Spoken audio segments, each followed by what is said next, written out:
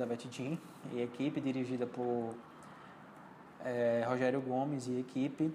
Foi apresentada aí no horário das 6, entre 2015 e esse comecinho aí de 2016.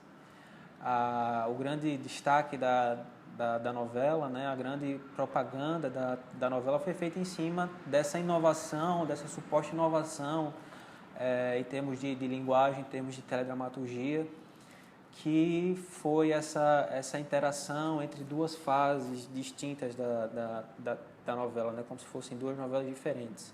A novela começa numa fase, no século XIX, né, começa a ser contada a partir dessa primeira fase, no século XIX. Há um salto de tempo para o século XXI, para os dias atuais, e esse salto de tempo é dado através da reencarnação de todos os personagens do elenco numa mesma realidade nos dias atuais.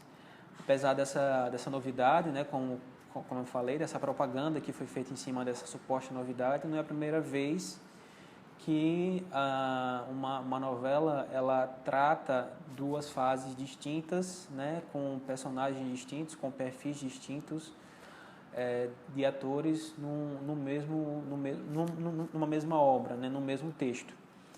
E principalmente não é a primeira vez que a reencarnação é usada para ver essa troca de fase, né, essa troca de tempo e espaço. Se a gente for pensar, a gente tem aí alguns exemplos clássicos, como a novela O Casarão, de Lauro César Muniz, de 1976, onde a gente tinha 3 fases sendo apresentadas simultaneamente a cada capítulo, né, 3 momentos dos personagens e de outros personagens que acabavam sendo agregados especificamente a cada fase, a cada capítulo. A gente tem aí as novelas do Benedito Rui Barbosa, que sempre, a grande maioria delas, na verdade, não todas, mas que sempre apresentaram uma primeira fase como uma espécie de prólogo dos personagens que vão ser vistos, que vão ser acompanhados a partir da segunda fase. E a Elizabeth Jean, ela já trabalhou num projeto parecido com Além do Tempo em 1996, que foi a novela Anjo de Mim, do Walter Negrão, na qual a Elizabeth Jean trabalhou como colaboradora, né? Não como atora principal, mas como colaboradora. Em Anjo de Mim, a gente tinha 2 fases distintas sendo apresentadas simultaneamente e sendo marcadas justamente também pela questão da reencarnação, né? O personagem do Tony Ramos, ele marcou uma espécie de encontro com a amada dele numa reencarnação seguinte, né? Numa vida seguinte. E a história, ela retratava a busca do personagem do Tony Ramos por essa amada que ele deixou na reencarnação passada. Mas eu acho que a grande novidade realmente que foi apresentada em Além do Tempo não foi a diferença de fases, não foi a reencarnação utilizada para marcar essa diferença de fases, mas sim as 2 fases terem o mesmo peso, né, na história, como se uma novela tivesse acabado e começado outra no lugar, né, com os mesmos atores, com os mesmos personagens, com alguns perfis ali parecidos, mas com uma estrutura de começo, meio e fim de uma fase e começo, meio e fim de uma segunda fase. A continuidade ela acontece porque os personagens eles reencarnaram em outro ponto da história e contracenam, interagem em outro ponto da história, mas as 2 fases elas tiveram pesos equivalentes e mas, né, foram obras distintas dentro de uma mesma obra.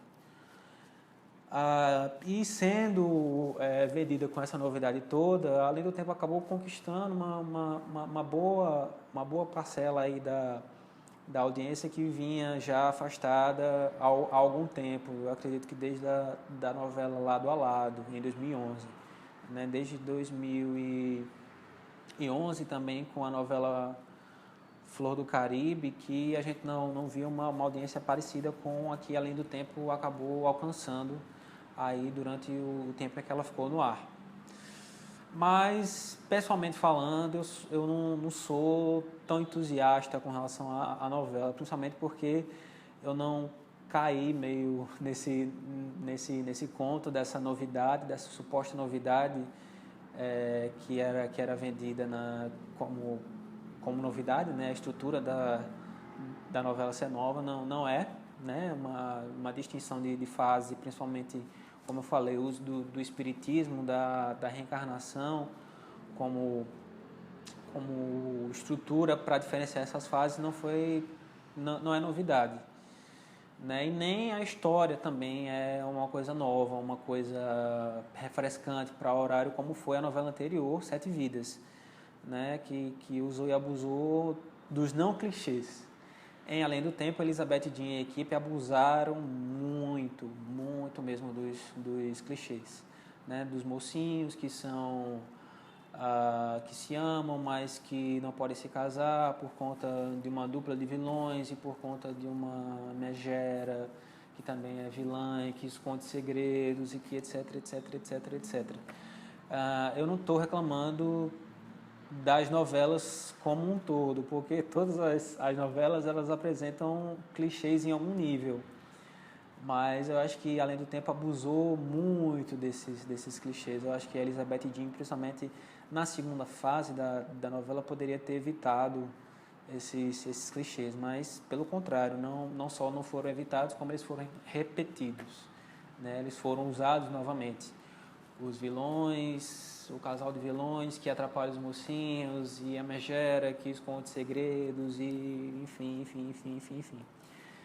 Mas a novela, pelo menos para o público e para a audiência, comercialmente falando, não fracassou por conta desse estratagema. Pelo contrário, a audiência foi mantida, de certa forma, apesar do público, obviamente, nas redes sociais e o público noveleiro, os meus amigos noveleiros terem reclamado aí dessa repetição e principalmente do freio do freio de mão que a Elizabeth puxou nessa segunda fase, que foi um pouco mais curta, mas teve aí alguns momentos de barriga, né? A gente viu alguns momentos da novela onde nada, alguns momentos na novela onde nada aconteceu, né? Alguns capítulos onde nada aconteceu e algumas coisas foram colocadas ali simplesmente para que a novela inchasse e conseguisse alguma frente de capítulos.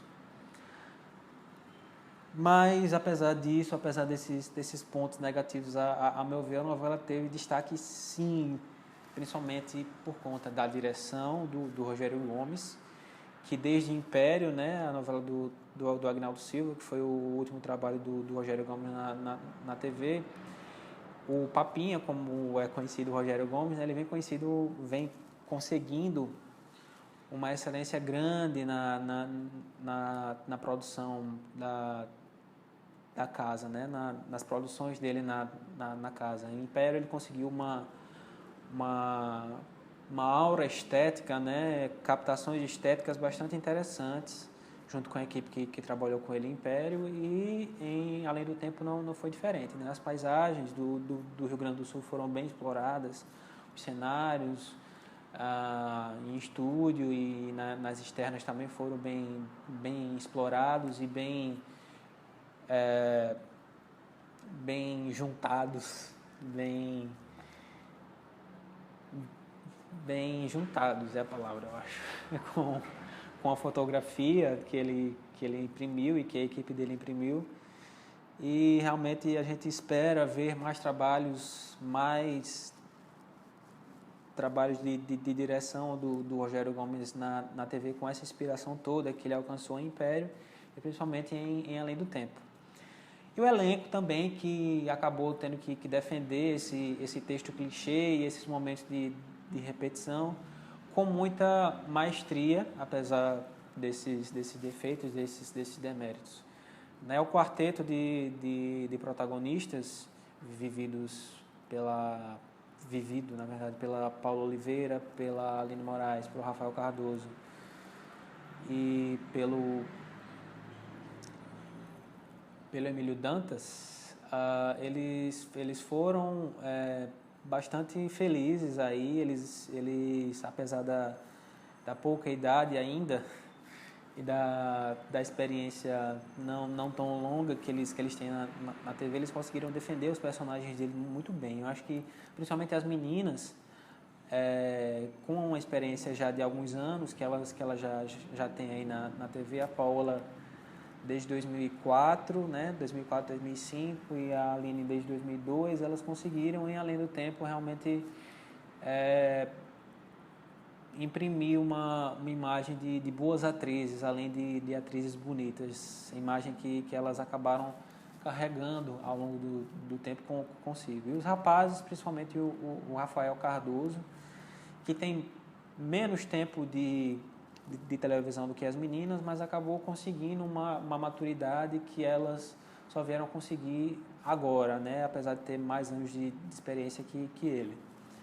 Mas o grande destaque mesmo fica com os veteranos secundários, principalmente a dupla aí de megeras que eu falei, de megeras na segunda fase, de mulheres sofridas a partir da segunda fase, que são a Ana Beatriz Nogueira e a Irene Ravache.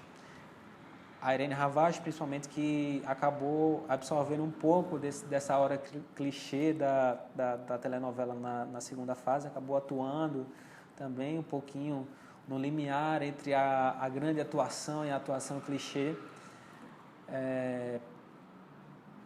Linha tênue aí que ela acabou superando na segunda fase da novela. Acho que a grande virada da personagem não foi só a mudança de perfil, né? A gente viu a Condessa Vitória se transformando numa mulher mais amena, mais razoável, e a própria atuação da Irene Ravache acabou indo também por esse caminho.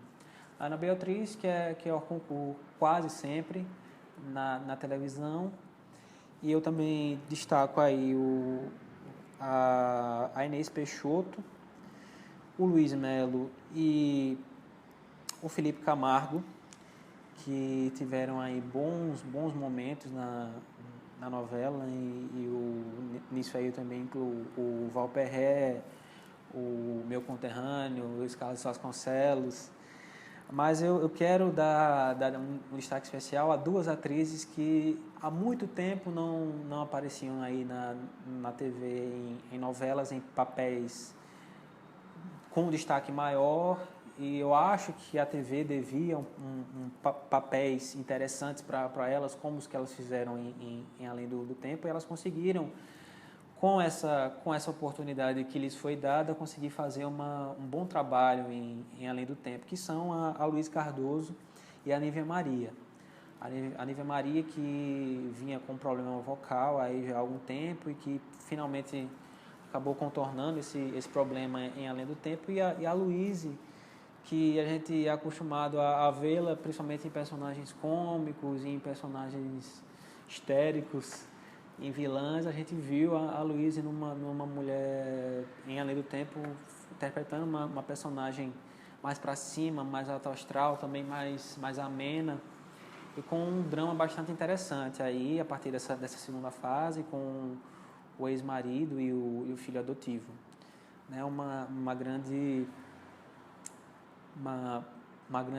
reviravolta na carreira televisiva dessas atrizes. Papéis que elas mereciam já há algum tempo.